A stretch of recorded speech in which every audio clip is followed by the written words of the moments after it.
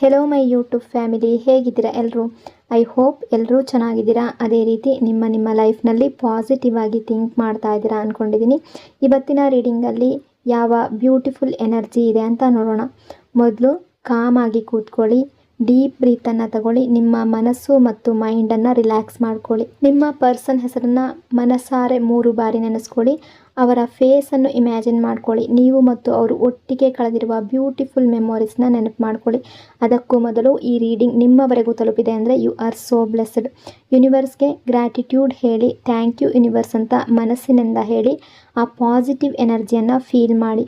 ಕಮೆಂಟ್ನಲ್ಲಿ ಅಳುವಂಥ emoji ಅಥವಾ ಕಣ್ಣೀರು ಹಾಕುವಂಥ ಇಮೋಜಿ ಹಾಕುವ ಅಗತ್ಯ ಇಲ್ಲ. ನಿಮ್ಮ ಪಾಸಿಟಿವ್ ವೈಬ್ಸ್ ಏನಿದೆ ಅದನ್ನು ಮಾತ್ರ ಶೇರ್ ಮಾಡ್ಕೊಳ್ಳಿ. ಯಾಕೆ ಅಂದರೆ ನೆಗೆಟಿವ್ ಆಗಿ ಥಿಂಕ್ ಮಾಡಲೇಬೇಡಿ. ಪಾಸಿಟಿವ್ ಆಗಿ ಥಿಂಕ್ ಮಾಡಿ. ಬ್ಯೂಟಿಫುಲ್ ಎನರ್ಜಿ ಬಂದಾಗ ಅದನ್ನು ರಿಸೀವ್ ಮಾಡ್ಕೊಳ್ಳಿ.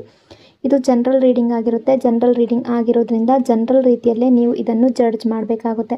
ಅಂದರೆ ಎಷ್ಟು ವಿಷಯಗಳು ನಿಮಗೆ ಮ್ಯಾಚ್ ಆಗುತ್ತೋ, ಎಷ್ಟು ಎನರ್ಜೀಸ್ಗಳು ನಿಮಗೆ ಮ್ಯಾಚ್ ಆಗುತ್ತೋ ಅಷ್ಟನ್ನು ಮಾತ್ರ ತಗೊಂಡು ಬಾಕಿ ಉಳಿದಿರುವ ವಿಷಯಗಳನ್ನು ನೀವು ಅಲ್ಲಿಗೆ ಬಿಡಬೇಕಾಗುತ್ತೆ. ಈ ರೀಡಿಂಗಲ್ಲಿ ಬರುವ ಯಾವುದೇ ವಿಷಯಗಳನ್ನಾಗಲಿ ಫೋರ್ಸ್ಫುಲ್ಲಾಗಿ ನಿಮ್ಮ ಮೇಲೆ ನೀವು ಹಾಕ್ಕೊಳ್ಬಾರ್ದು. ಯಾಕೆಂದರೆ ಎಲ್ಲರ ಎನರ್ಜೀಸ್ ಕೂಡ ಸೇಮ್ ಆಗಿರೋದಿಲ್ಲ. ರೀಡಿಂಗನ್ನು ನೋಡಬೇಕಾದ್ರೆ ವಿಡಿಯೋನ ಲೈಕ್ ಮಾಡ್ಕೊಳ್ಳಿ. ಅದೇ ರೀತಿ ಚಾನಲ್ನ ಸಬ್ಸ್ಕ್ರೈಬ್ ಮಾಡಿಕೊಂಡು ಕನೆಕ್ಟ್ ಆಗಿ. ಮೊದಲಿಗೆ ಯಾವ ಎನರ್ಜಿ ಇದೆ ಅಂತ ನೋಡೋದಾದರೆ ಪಶ್ಚಾತ್ತಾಪ, forgiveness, emotional heart break, regret energy ಇದೆ. ಅವರು ಸಾರಿ ಕೇಳಬೇಕು, ಫರ್ಗಿವ್ನೆಸ್ ಬೇಕು ಅಂತ ಬಯಸ್ತಾ ಇದ್ದಾರೆ. ನಿಮ್ಮ ಮೇಲೆ ಈ ರಿಲೇಷನ್ಶಿಪ್ಪಲ್ಲಿ ಏನೋ ತಪ್ಪು ಮಾಡಿರಬಹುದು, ನಿಮ್ಮನ್ನು ಹರ್ಟ್ ಮಾಡಿದ್ದಾರೆ, ನಿಮಗೆ ಮೋಸ ಆಗಿರ್ಬೋದು, ಟ್ರಸ್ಟ್ ಬ್ರೇಕ್ ಆಗಿರ್ಬೋದು, ಅಥವಾ ತುಂಬ ರೂಡಾಗಿ ಬಿಹೇವ್ ಮಾಡಿರ್ಬೋದು. ಸೊ ಅವರು ಪಶ್ಚಾತ್ತಾಪದಲ್ಲಿದ್ದಾರೆ ಪ್ರೆಸೆಂಟ್ ಎನರ್ಜಿಯ ಪ್ರಕಾರ. ಅವರಿಗೀಗ ನಿಮ್ಮ ಎದುರು ಬರೋದು ಅದು ಕೂಡ ಸ್ವಲ್ಪ ಕಾನ್ಫಿಡೆನ್ಸ್ ಇಲ್ಲ, ಭಯ. ಅವರು ಯೋಚನೆ ಮಾಡ್ತಾ ಇದ್ದಾರೆ, ಭಯಪಟ್ಟು ಯೋಚನೆ ಮಾಡ್ತಾ ಇದ್ದಾರೆ, ನನ್ನನ್ನು ಕ್ಷಮಿಸ್ತಾರಾ ಅನ್ನೋ ಫೀಲ್ ಇದೆ. ಅವರಿಗೊಂದು ವಿಚಾರ ಗೊತ್ತಾಗಿದೆ, ನಾನು ಇವರ ಜಾಗದಲ್ಲಿ ಇದ್ದರೆ ಕ್ಷಮಿಸ್ತಾ ಇರಲಿಲ್ಲ. ಅಂದರೆ ಅವರು ಅಷ್ಟು ತಪ್ಪಾಗಿ ಬಿಹೇವ್ ಮಾಡಿರ್ಬೋದು, ನಿಮಗೆ ರೂಡಾಗಿ ಬಿಹೇವ್ ಮಾಡಿರ್ಬೋದು ನಿಮ್ಮ ಹತ್ರ, ಅಥವಾ ನಿಮ್ಮನ್ನ ಇಗ್ನೋರ್ ಮಾಡಿದ್ದಾರೆ, ಮೋಸ ಮಾಡಿದ್ದಾರೆ, ಅಥವಾ ಯಾವುದಾದ್ರೂ ಒಂದು ವಿಷಯವನ್ನು ನಿಮ್ಮ ಹತ್ರ ಮುಚ್ಚಿಟ್ಟಿರ್ಬೋದು.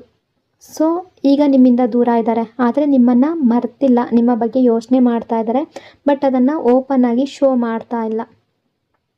Secret love energy, hiding emotions energy, suppression energy, ಅದೇ ರೀತಿ ಸ್ಟ್ರಗಲ್ ಎನರ್ಜಿ ಇದೆ.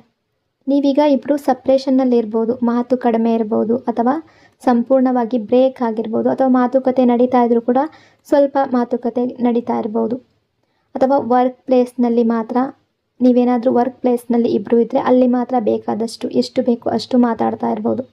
ಬಟ್ ರಿಯಾಲಿಟಿ ಏನು ಅಂದರೆ ಅವರು ನಿಮ್ಮ ಬಗ್ಗೆ ತುಂಬ ಯೋಚನೆ ಮಾಡ್ತಾ ಇದ್ದಾರೆ, ನಿಮ್ಮನ್ನು ಮಿಸ್ ಮಾಡ್ತಾ ಇದ್ದಾರೆ, ಬಟ್ ತೋರಿಸ್ಕೊಳ್ತಾ ಇಲ್ಲ. ನಿಮ್ಮ ಫೋಟೋ ಅಥವಾ ಸ್ಟೋರಿ ಅಥವಾ ಪ್ರೊಫೈಲ್ ಆಗಾಗ ಅವರಿಗೆ ಅಟ್ರ್ಯಾಕ್ಷನ್ ಆಗ್ತಾ ಇದೆ. ನಿಮ್ಮ ಲುಕ್, ನಿಮ್ಮ ಸ್ಟೈಲ್, ನಿಮ್ಮ ವೈಬ್ ಇದೆಲ್ಲ ನೆನಪಿಸ್ಕೊಂಡು ತುಂಬ ಅಟ್ರ್ಯಾಕ್ಷನ್ ಫೀಲ್ ಮಾಡ್ತಾ ಇದ್ದಾರೆ. ಇಲ್ಲಿ ಎಲ್ಲರ ಲೈಫ್ನಲ್ಲಿ ಹೇಳ್ತಾ ಇಲ್ಲ, ಕೆಲವರ ಲೈಫ್ನಲ್ಲಿ ಥರ್ಡ್ ಪಾರ್ಟಿ ಕೂಡ ಇರ್ಬೋದು. ಥರ್ಡ್ ಪಾರ್ಟಿ ಅನ್ನೋದು ಫ್ಯಾಮಿಲಿಯ ಪ್ರೆಷರ್ ಆಗಿರ್ಬೋದು, ಸಿಚುವೇಶನ್ ಆಗಿರ್ಬೋದು, ಎಮೋಷ್ನಲ್ ಸ್ಟ್ರೆಸ್ ಆಗಿರಬಹುದು, ಏನೇ ಆಗಿರ್ಬೋದು. ಈ ರಿಲೇಷನ್ಶಿಪ್ಪಲ್ಲಿ ಥರ್ಡ್ ಪಾರ್ಟಿ ಸಿಚುವೇಶನ್ ಏನಾದರೂ ಬಂದಿದ್ದರೆ ಅದು ಫ್ಯಾಮಿಲಿ ಕಡೆಯಿಂದ ಕೂಡ ಆಗಿರ್ಬೋದು, ಒಬ್ಬ ಫ್ರೆಂಡ್ ಆಗಿರ್ಬೋದು, ಏನೇ ಆಗಿದ್ರೂ, ಅಥವಾ ಇನ್ನೊಂದು ವ್ಯಕ್ತಿ ಕೂಡ ಆಗಿರ್ಬೋದು. ಇದೆಲ್ಲದರಿಂದ ಈ ರಿಲೇಷನ್ಶಿಪ್ಪಲ್ಲಿ ಏನಾದರೂ ಅಡೆತಡೆ ಬಂದಿದ್ದರೆ, ಮಿಸ್ಅಂಡರ್ಸ್ಟ್ಯಾಂಡಿಂಗ್ ಬಂದಿದ್ದರೆ ಅವರು ಅವರ ಫೀಲಿಂಗ್ಸನ್ನು ತೋರಿಸ್ಕೊಳ್ತಾ ಇಲ್ಲ. ನಿಮ್ಮ ಬಳಿ ಬರಬೇಕು ಅಂತ ಅಂದ್ಕೊಳ್ತಿದ್ದಾರೆ, ಬಟ್ ಆಗ್ತಾ ಇಲ್ಲ, ತುಂಬ ಸ್ಟ್ರೆಸ್ನಲ್ಲಿದ್ದಾರೆ. ನಿಮ್ಮ ಹತ್ರ ಬರಬೇಕು ಅನ್ನೋ ಆಸೆ ತುಂಬ ಇದೆ, ಬಟ್ ಹೈಡ್ ಮಾಡ್ತಾ ಇದ್ದಾರೆ. Ego, mind games energy, manipulation energy, control ಮಾಡುವ ಎನರ್ಜಿ, ಡಾಮಿನೇಷನ್, ಫೀಲಿಂಗ್ಸನ್ನು ಹೈಡ್ ಮಾಡ್ತಾ ಇದ್ದಾರೆ. ಕೆಲವೊಮ್ಮೆ ಫೇಕ್ ಇರಬಹುದು, ಮೈಂಡ್ ಗೇಮ್ಸ್ ಆಡಿರ್ಬೋದು, ನಿಮ್ಮನ್ನು ಕಂಟ್ರೋಲ್ ಮಾಡೋದಕ್ಕೆ ಟ್ರೈ ಮಾಡಿರಬಹುದು. ಬಟ್ ಈಗ ಅದರ ಬಗ್ಗೆ ಪಶ್ಚಾತ್ತಾಪ ಇದೆ. ಒಂದು ಕಡೆ ನಿಮ್ಮ ಮೇಲೆ ಫೀಲಿಂಗ್ಸ್ ಇದೆ, ಇನ್ನೊಂದು ಕಡೆ ಅವರ ಈಗೋ ಅವ್ರಿಗೆ ದೊಡ್ಡದು ಅಂತ ಅನ್ನಿಸ್ತಾ ಇದೆ. ಅಂದರೆ ಅವ್ರು ನೇರವಾಗಿ ನನಗೆ ನೀವು ಬೇಕು ಅಂತ ಹೇಳೋದಕ್ಕೆ ಆಗ್ತಾ ಇಲ್ಲ. ಅವರು ಅದಕ್ಕೆ ಏನು ಮಾಡ್ತಾ ಇದ್ದಾರೆ ಅಂದರೆ ಅವರ ನಿಜವಾದ ಭಾವನೆಗಳನ್ನು ಹೈಡ್ ಮಾಡ್ತಾ ಇದ್ದಾರೆ.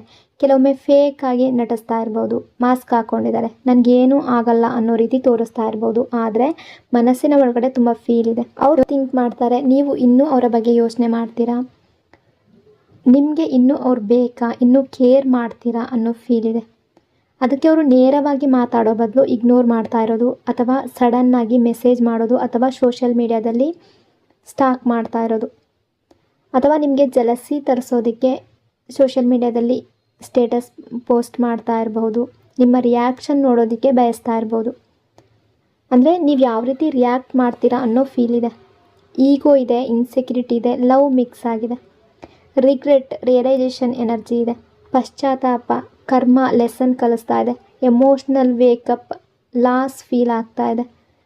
ನಾನೇನು ತಪ್ಪು ಮಾಡಿಲ್ಲ, ನಾನೇ ಸರಿ ಅಂತ ಮೊದಲು ಇದ್ದ ವ್ಯಕ್ತಿ ಈಗ ಹೋಗ್ತಾ ಹೋಗ್ತಾ ಅವ್ರಿಗೆ ಅರ್ಥ ಆಗ್ತಾ ಇದೆ ಇವ್ರದ್ದು ದೊಡ್ಡ ತಪ್ಪು ಅಂತ.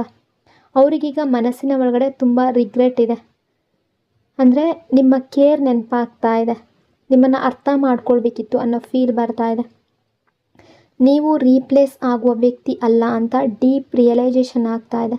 ನಿಮ್ಮ ಲವ್ ಸಿಂಪಲ್ ಅಲ್ಲ, ಅದು ಡೀಪ್ ಆಗಿತ್ತು. ನೀವು ಅವರ ಲೈಫ್ನಲ್ಲಿ ಯೂನಿಕ್ ಆಗಿದ್ರಿ ಅನ್ನೋದು ಅವ್ರಿಗೆ ಅರ್ಥ ಆಗ್ತಾ ಇದೆ. ಅವರೀಗ ಮೆಂಟಲಿ ಸ್ಟಕ್ ಆಗಿದ್ದಾರೆ. ಇನ್ನು ಹೇಗೆ ಮತ್ತೆ ಈ ರಿಲೇಷನ್ಶಿಪ್ಪನ್ನು ವಾಪಸ್ ತರೋದು, ನನ್ನನ್ನು ಅಕ್ಸೆಪ್ಟ್ ಮಾಡ್ತಾರಾ ಅನ್ನೋ ಫೀಲ್ ಇದೆ, ಗಿಲ್ಟ್ ಇದೆ, ಫಿಯರ್ ಇದೆ, ರಿಗ್ರೆಟ್ ಇದೆ. ಬಟ್ ಮೂವ್ ಮಾಡೋದಕ್ಕೆ ಕ್ಲಾರಿಟಿ ಅನ್ನೋದು ಸಿಗ್ತಾ ಇಲ್ಲ. ಹೊಸ ಆರಂಭದ ಎನರ್ಜಿ, ಹೀಲಿಂಗ್ ಎನರ್ಜಿ ಇದೆ. ರಿಯಲ್ ಆಗಿ ಸ್ಟಾರ್ಟ್ ಮಾಡಬೇಕು ಈ ರಿಲೇಷನ್ಶಿಪ್ಪನ್ನು ಅನ್ನೋ ಎನರ್ಜಿ ಇದೆ. ರಿಲೇಷನ್ಶಿಪ್ ಮತ್ತೆ ಶುರು ಆಗುವ ಚಾನ್ಸಸ್ ತುಂಬ ಜನರಿಗಿದೆ. ಆದರೆ ಈ ಸಲ ಹೊಸ ರೀತಿಯಲ್ಲಿ, ಹಳೆಯ ತಪ್ಪುಗಳ ಜೊತೆ ಅಲ್ಲ. ನಿಮ್ಮ ವ್ಯಾಲ್ಯೂವನ್ನು ಇವರು ಅರ್ಥ ಮಾಡ್ಕೊಳ್ತಾರೆ, ನಿಮ್ಮ ಇಂಪಾರ್ಟೆನ್ಸ್ ಇವ್ರಿಗೆ ಗೊತ್ತಾಗುತ್ತೆ, ನಿಮ್ಮನ್ನು ಹೇಗೆ ಟ್ರೀಟ್ ಮಾಡಬೇಕು ಅಂತ ಕಲಿತಾರೆ. ಇದು ಚೈಲ್ಡಿಶ್ ಲವ್ ಅಲ್ಲ, ಮೆಚ್ಯೂರ್ ಲವ್ ಆಗುವ ಸಾಧ್ಯತೆ ತುಂಬ ಇದೆ. ಅವರು ಸ್ಲೋಲಿ ಅವರ ಈಗೋ ಏನಿದೆ ಅದನ್ನು ಕಡಿಮೆ ಮಾಡ್ಕೊಳ್ತಾರೆ. ರಿಯಲ್ ಆಗಿ ಮಾತಾಡೋದಕ್ಕೆ, ಏನೂ ಮುಚ್ಚಿಡದೆ, ಹೈಡ್ ಮಾಡದೆ ಮಾತಾಡೋದಕ್ಕೆ ಟ್ರೈ ಮಾಡ್ತಾರೆ. ಸೀರಿಯಸ್ ಆಗೋದಕ್ಕೆ ಶುರು ಮಾಡ್ತಾರೆ. Trust, trigger, reaction check energy, emotional gaming energy. ಅವರು ಇಂಪಾರ್ಟೆನ್ಸ್ ಥಿಂಗ್ ಏನಿದೆ ಅಂದರೆ ಅವರ ಮನಸ್ಸಿನ್ನೂ ಫುಲ್ಲಿ ಸ್ಟೇಬಲ್ ಆಗಿಲ್ಲ. ಅಂದರೆ ಅವರು ಚೇಂಜ್ ಆಗ್ತಾ ಇದ್ದಾರೆ, ಬಟ್ ಕಂಪ್ಲೀಟ್ಲಿ ಆಗಿಲ್ಲ. ನಿಮ್ಮ ರಿಯಾಕ್ಷನ್ ನೋಡೋದಕ್ಕೆ ಪ್ರಯತ್ನ ಮಾಡ್ತಾ ಇದ್ದಾರೆ, ನಿಮ್ಮ ಎಮೋಷನ್ಸ್ ಟೆಸ್ಟ್ ಮಾಡ್ತಾ ಇದ್ದಾರೆ, ನೀವು ಇನ್ನೂ ಕೇರ್ ಮಾಡ್ತೀರಾ ಅಂತ ಚೆಕ್ ಮಾಡ್ತಾರೆ.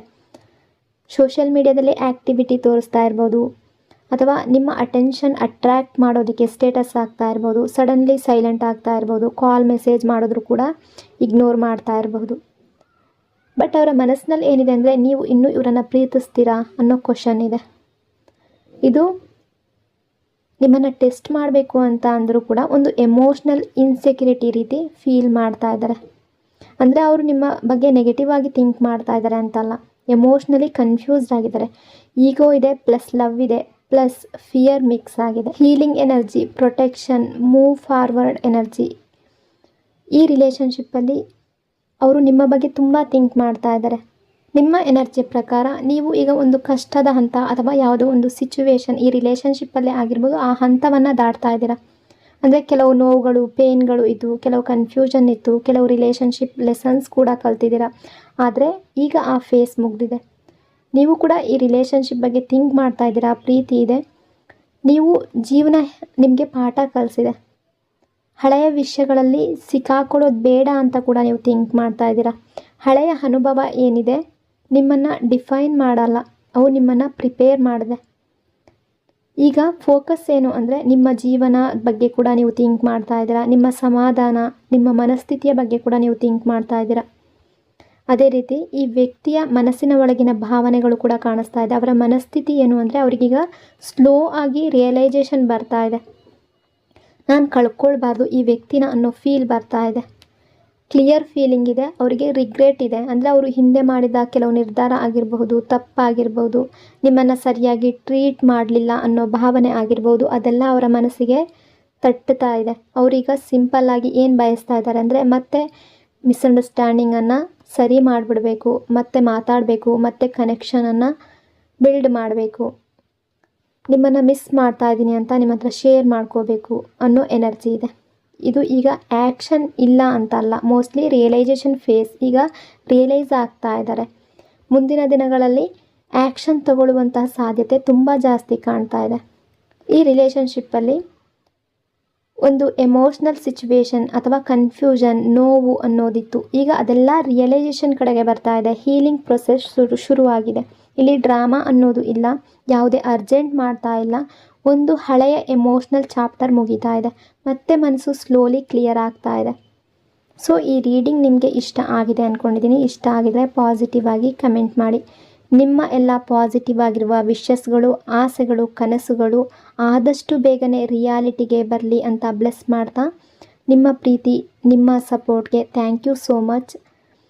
ನಿಮ್ಮ ಸಪೋರ್ಟ್ ಅನ್ನೋದು ಸದಾ ಹೀಗೆ ಇರಲಿ. ಮುಂದಿನ ರೀಡಿಂಗಲ್ಲಿ ಮತ್ತೆ ಸಿಗೋಣ. ಅಲ್ಲಿವರೆಗೂ take care. God bless you all. Thank you so much.